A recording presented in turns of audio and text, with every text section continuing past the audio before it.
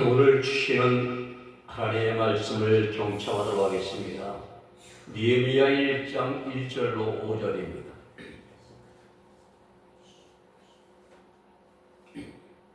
제가 앞으로 읽어드리겠습니다. 하갈의 아들 느헤미야의 말이라.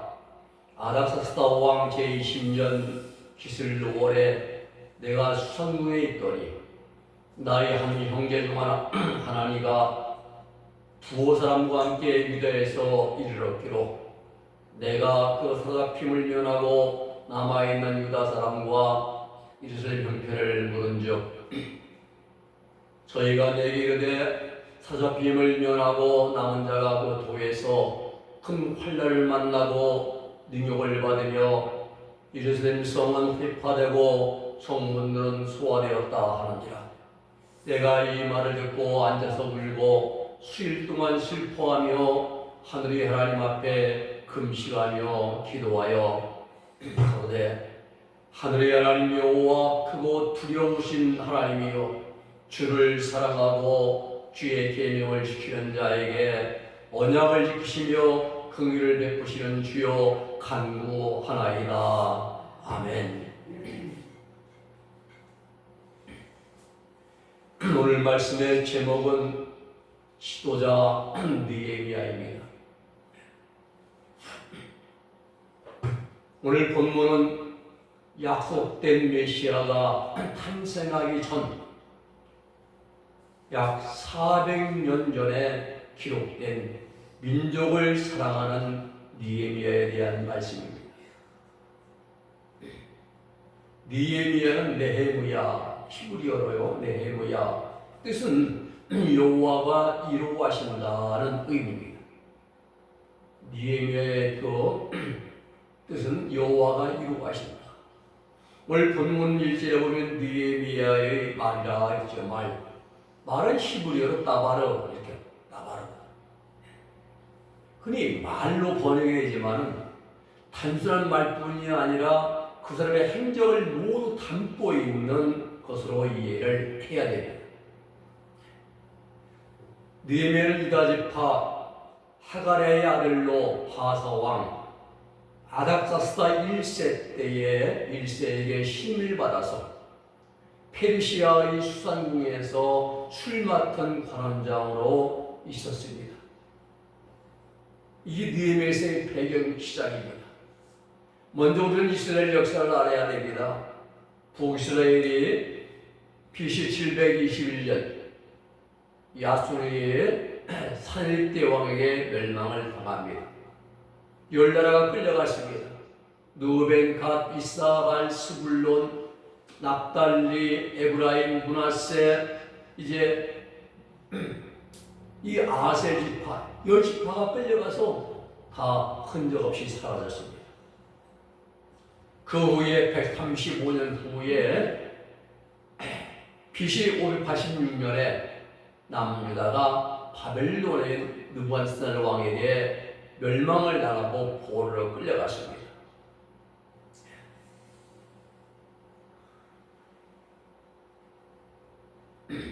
이스라엘이 멸망당한 지 47년 후인 BC 539년에 바벨론 제국은 또 바사의 코레스 왕에게 멸망을 당합니다. 누가 아셨습니까? 하나님이 아시는 일입니다. 인간들은 서로 싸우고 다투고 죽이고 하지만은 역사의 주관자는 하나님이시기 때문입니다. 바사왕 코레스는 페르시아 민족의 통합 작업에 착수해서 BC 550년에 메대를 통합합니다. 그래서 우리가 메대 바사라 이렇게 말해요. 그리고 BC 539년에 11년 후죠. 바벨론 제국을 정복합니다. 이래가지고 페르시아 제국을 대제국을 건설한 인물이 바사의 코레스입니다.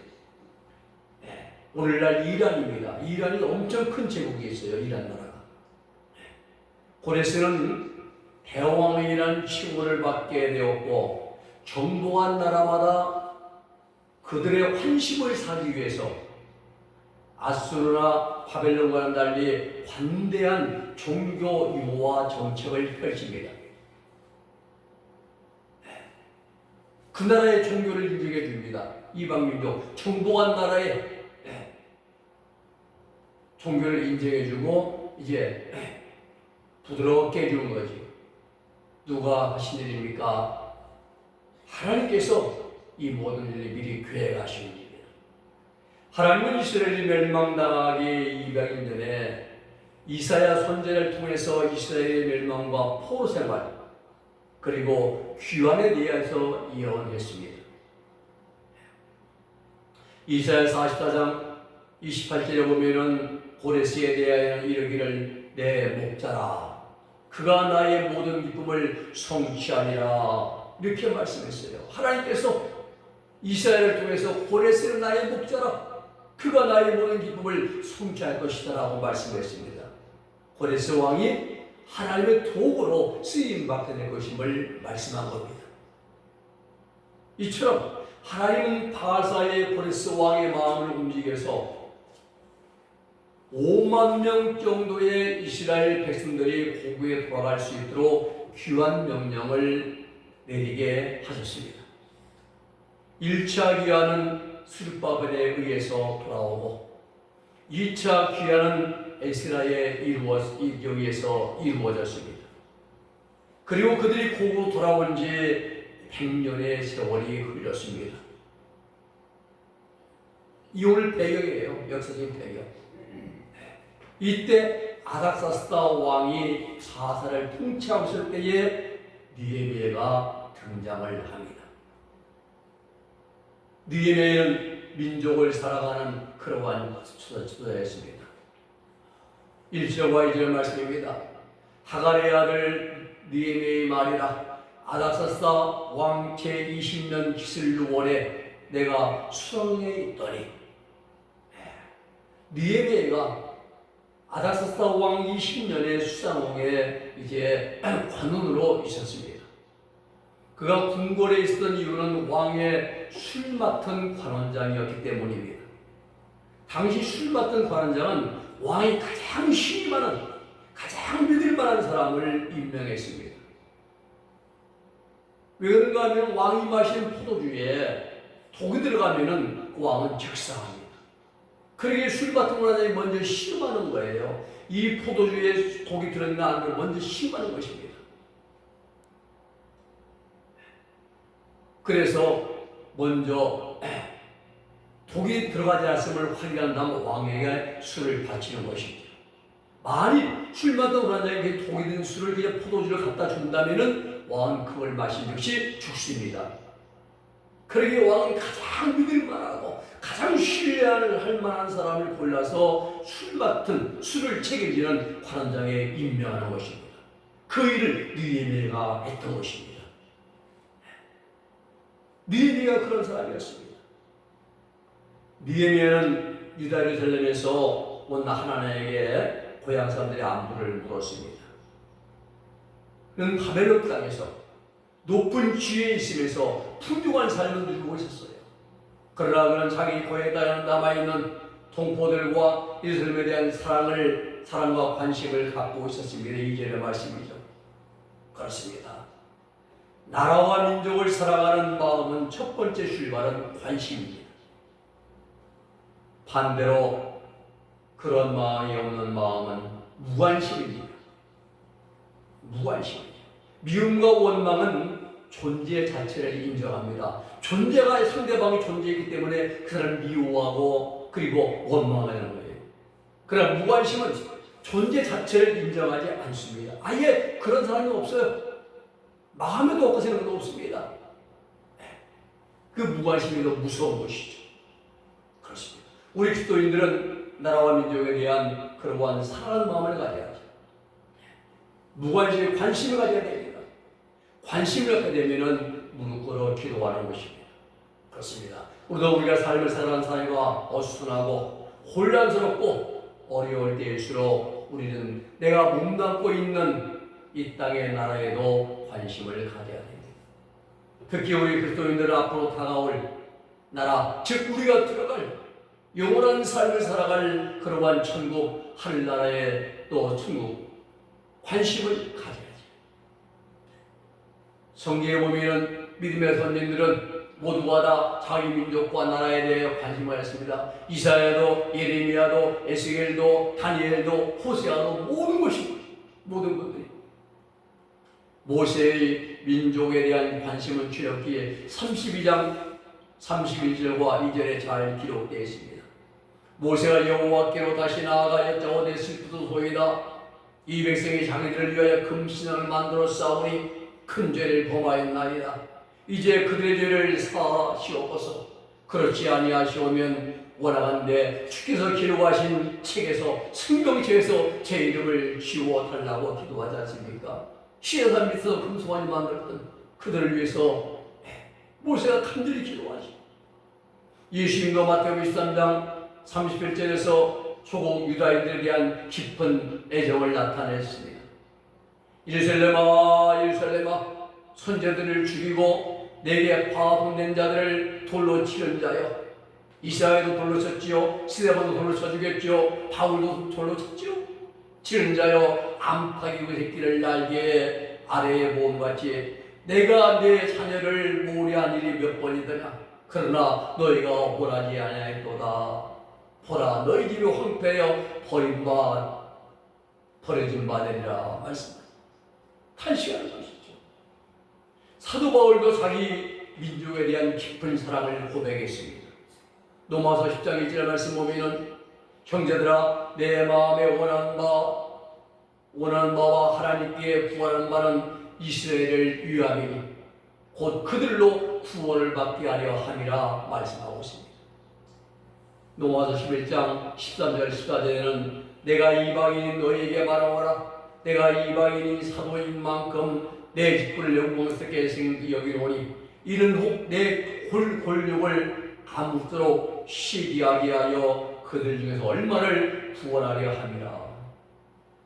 사도 바울이 이방인의 전도를 통해 이방인만 구원받습니다. 유대인들이 그걸 보면 시기와 투심이 생겨나서 우리 예수 믿자, 우리 구원받자 이런 사람들이 일어나게 하려 함이라. 민족을 사랑하는 마음이 있습니다. 그렇습니다. 느헤미야는 민족을 사랑한 진정한 지도자였습니다. 율법 준수와 예루살렘 성벽의 재건이라는 두 가지 목표를 달성하기 위해서 느헤미야는 페르시아 왕궁에서의 높은 지위와 안락한 삶을 다 포기했습니다. 가만히 있어도 평생이 보장되는 높은 자의 관직에서 말입니다. 그런데 그 모든 일을 다 포기한 믿음의 지도자였습니다. 대부분의 정치인들은 높은 자리에 있을 때에 말로는 입으로는 국민을 위해서 한다고 말합니다. 국민 같은 입에 달고 살아요. 국민을 위해서. 실제는 자기의 자리 기득권 지키기에 급급한 자들이죠. 오늘 우리에게는 느헤미야 같은 그러한 지도자가 필요합니다. 자신이 아니라 권력이나 명예나 어떤 높은 지위를 다 포기하고 정말로 나라와 민족과 국민을 위한 지도자가 느헤미야 같은 지도자가 꼭 필요한 시대가 바로 오늘 이때인 것입니다. 두 번째는 느헤미야는 기도하는 지도자였습니다. 예루살렘에 있는 모든 홍보들이 극심한 환난 가운데 능욕을 당하고 있을 뿐만이 아니라 예루살렘 성이 다 무너지고 성문 불에 타서 회파되고 다 불타 없어졌다는 소식을 들었습니다. 이 소식을 들은 느헤미야 왕은 찢어질 듯이 아팠습니다. 4절에 보면 내가 이 말을 듣고 앉아서 울고 수일 동안 슬퍼하며 하늘의 하나님 앞에 금시간을 기도했다 말합니다. 자기 상관없어요. 자기는 지금 바다에서 지금 마스나무 밑에서 높은 구하는 자리에 높이 올라서 호의호식하면서 걱정하는데 느헤미야는 그게 자기 민족, 자기 동족, 자기의 그 나라 성벽의 무너짐을 듣고 수일 동안 울며 금시간에 하나님께 기도했단 말합니다. 사랑하는 여러분, 우리가 인생을 살아가면서 그야말로 수많은 일들을 만나게 됩니다. 그때 가장 먼저 해야 할 일이 하나님 앞에 무릎을 꿇는 일입니다. 기도는 우리 그리스도인들에게 있어 가장 큰 무기인 것입니다. 느헤미야는 유대인이었지만 유대 땅에서 태어난 사람이 아니에요. 유대 나라 가본 적도 없습니다. 유대 땅 사람 만났다, 유대 땅에 사는 사람 만나본 적도 없습니다. 느헤미야는 멀고 먼 나라 바사에서 태어났습니다. 유대인이 아니었어요. 유대 땅 태어난 거 아닙니다. 그래서 느헤미야에 있어서 조국인 예루살렘은 한 번도 가보지 못한 멀리 떨어져 있는 나라에 불과했습니다. 그러나 느헤미야는 한 번도 가본 적이 없고 만나본 적이 없는 초국의 동포들이 비참한 상황에 처했다는 소식을 듣고는 그 아픔을 마음에 담고 울었습니다. 이런 마음을 갖는 것은 결코 쉬운 일이 아닙니다. 더구나 느헤미야는 바사에서 출생해서 바사에서 교육을 받았고 그 지금은 높은 바사의 최고위직에 관리가 되어 있습니다. 마치 미국의 부모가 미국에 이민 가서 미국 때 태어난 거예요. 한마디로요. 이민기에서 상처돼 버린 겁니다. 한국을 잘 몰라요. 영어만 합니다. 미국 대학원에 그리고 최고위직에 올라 있는 사람 같습니다. 대통령 옆에 트럼프 옆에 바로 최고위직에 올라 있는 그런 사람입니다. 장래가 촉망됩니다. 페르시아 수상궁에서 평생이 보장되어 있습니다. 이렇게 느헤미야는 잘 나가고 편한 삶을 살고 있었습니다. 그런데 자신이 있는 곳에서 멀리 1600km 떨어져 있어요. 바사에서 예루살렘 성까지는 1600km가 떨어져 있습니다. 떨어져 있는 예루살렘에 있는 동족의 아픔을 자기 아픔으로 받아들이고 있다는 사실이에요. 이런 말이 있습니다. 추운 데서 떨고 있는 수백 명의 느끼는 고통의 무게보다 침대에서 누워있는 덮고 있는 이불의 무게가 더 무겁지 않다. 그게 수백 명이 느끼는 그 고통의 어려움의 그 무게가 내가 겪고 있는 이불 무게보다 더 가볍다는 거예요. 무슨 말입니까? 많은 사람들이 느끼는 괴로움과 고통보다 내 행복이 중요하다. 이런 사람 다 그래요. 다시 말하면 남의 고통을 생각 안 해요. 내 작은 기쁨이 소중하다는 것입니다. 오늘날 많은 대다수의 사람들이 이러한 마음이고 이러한 생각입니다. 그러나 느헤미야는 달랐습니다. 자신의 동족의 어려움을 당한다는 소식을 들을 때에 그런 마음이 아팠습니다. 슬퍼하며 울었습니다.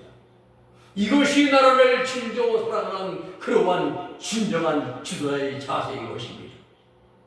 오늘 우리 대한민국에 이러한 지도자가 없다는 것이 우리의 비참한 일입니다.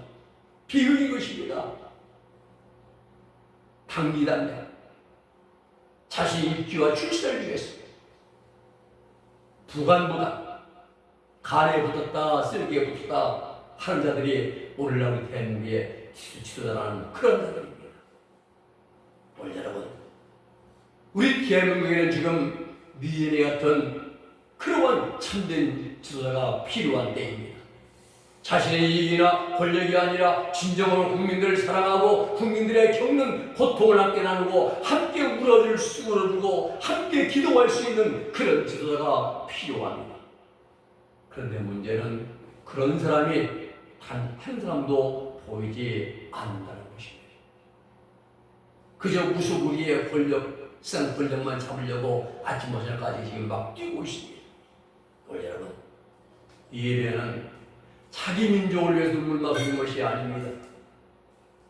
행동으로 옮겼습니다. 내가 나라 민족을 위해 무엇을 할 수 있을까? 그런 하나님의 무릎을 꿇었습니다. 그리고 간절하게 금식하며 기도했습니다. 그렇습니다. 나라를 사랑하는 자는 하나님께 무릎을 꿇게 되어 있습니다. 왜 그렇습니까? 물론 사람을 통해 일하시지만 그 역사를 이끌어 하시는 전능하신 하나님이시기 때문에 하나님께 기도하는 것이죠. 우리가 잘 아는 예레미야도 나라와 민족을 위해서 울었습니다. 그러기에 눈물의 선지 예레미야라고 말하지 않습니까? 다니엘도 포로 끌려간 나라에서 바벨론에서 목숨을 걸고 하루에 3번씩 예수를 향한 창문을 열어놓고 무릎 꿇어 기도했습니다.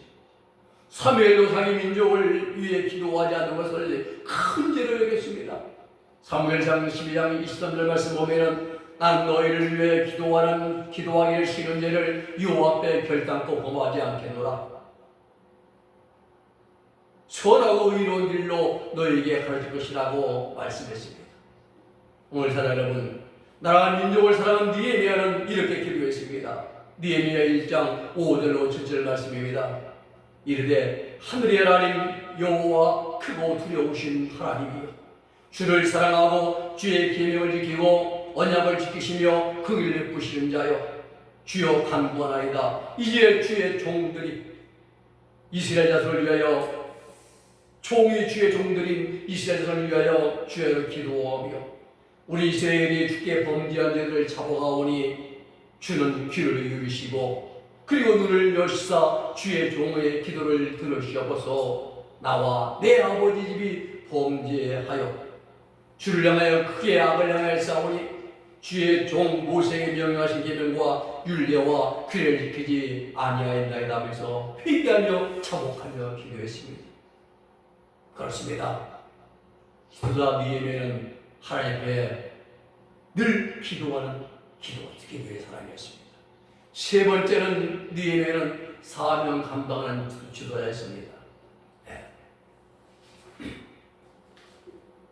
사명은 자신이 처한 환경이나 또 직업들을 통해서 오는 경우가 대부분입니다.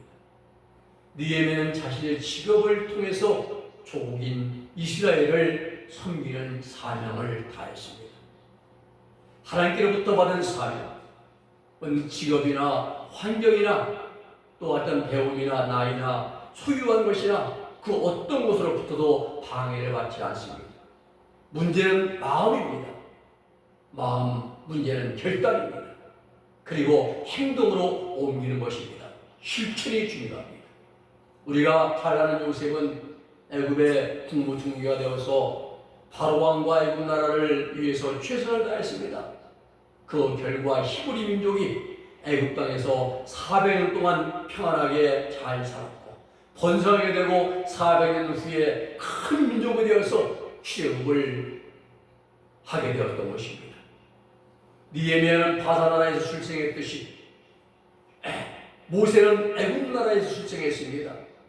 왕국의 교육을 통해서 훗날 출애굽의 위대한 지도자가 되었습니다. 다윗도 들방에서 양을 지키는 목동이었지만 훗날 이스라엘 왕이 되어 하나님께 헌신한 견고한 다윗 왕국을 건설했습니다. 에스라는 페르시아에서 학자 겸 관리로 성실하게 되다가 왕의 힘을 받아서 포로에서 귀환한 백성들에게 율법을 가르치면서 죄에서 돌이켜 하나님을 바르게 섬기는 거룩한 삶을 사도록 이끌어 주었습니다. 오늘 보면 느헤미야는 아닥사스다 왕의 신을 받아서 술 맡던 관원장이 되었고 왕의 간청에서 포로 귀환의 지도자가 되어서 무너진 성벽을 수축하는 책임자가 되었습니다. 에스더는 페르시아 아수의 왕의 왕비가 되어서 하만의 음모로부터 위기에 처한 자기 민족을 구원한 그러한 사명을 완수했습니다. 그렇습니다. 최고의 일등이요, 높은 권력, 많은 부를 가져야만 애국하는 것이 아닙니다. 애국은 나라 사랑하는 마음에서 시작됩니다. 애국은 내가 있는 자리에서 내게 주어진 사명을 감당함으로 진행이 되는 것입니다. 애국은 위로 하나님을 사랑하고 아래로 이웃을 사랑하는 마음이 선행되어야 되는 것입니다. 오늘 여러분, 나라 민족을 사랑하는 것이 세속적인 일이라고 생각하면 안 되죠. 개인이든 가정이든 교회든 나라의 도움 없이는 불가능합니다. 세계 선교도 그 나라의 국력이 강해야 세계 선교를 할 수 있는 것입니다. 오늘 지금 느헤미야는 조국을 사랑하고 자신에게 주어진 사명을 잘 감당한 지도자였습니다. 지금 우리나라에도 이러한 지도자가 절실하게 필요합니다. 이제 9일 뒤에는 대선이 있습니다. 사심 없이 자신이 속한 당리장에 떠나서 또 권력에 도취하지 않고 욕심과 아집을 버리고 오직 나라와 국민만을 생각하는 정치 지도자가 꼭 필요한 때입니다. 요셉 같은 지도자, 모세 같은 지도자, 다니엘, 또 다윗, 에스라, 에스더, 느헤미야 같은 지도자를 세워달라고 우리는 하나님께 간청해야 됩니다. 말씀을 정리합니다. 오늘 여러분, 우리 인생에 일어나는 모든 일에는 하나님의 뜻이 다 숨겨져 있습니다. 우연이 아닙니다. 내 삶 속에서 하나님의 뜻을 발견하는 것이 중요합니다. 느헤미야는 자신의 삶의 다리에서 고통받는 조국과 자기 민족을 생각했습니다. 자신이 안락하고 편안한 삶을 다 포기하고 조국을 위해서 그리고 고통받는 백성들을 위해서 자신을 헌신했습니다. 우리 각자의 삶에도 하나님의 기쁜 뜻과 계획이 있음을 깨닫고 우리도 하나님의 때에 하나님의 손에 이끌림 받아서 하나님의 기회가 쓰임받는 그러한 하나님의 사람들이 다 될 수 있기를 주님의 이름으로 부탁을 드립니다. 느헤미야는 민족을 사랑하는 지도자였습니다. 느헤미야는 기도하는 지도자였습니다. 느헤미야는 사명 감당하는 지도자였습니다. 기도하겠습니다. 거룩하신 아버지 하나님 감사합니다.